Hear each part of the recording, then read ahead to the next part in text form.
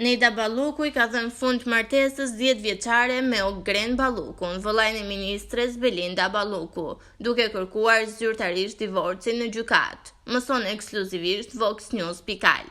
Nejda ka kërkuar këtë të hënë në gjykatë divorcin nga Ogren Balluku, teksa kohët e fundit marrëdhënia e tyre ka qenë në krizë.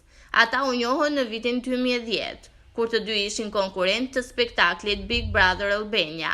Një prej çifteve më të përfolura në atë kohë, Nejda dhe Ogreni vendosën të martoheshin në vitin 2015. E nga kjo martesë kanë ardhur në jetë 2 djemë dhe një vajzë. Ndonse jeta e tyre ka qenë kryesisht private, Nejda nuk ka nguruar her pas here të rrëfej në media momente të veçanta nga ky rrugëtim.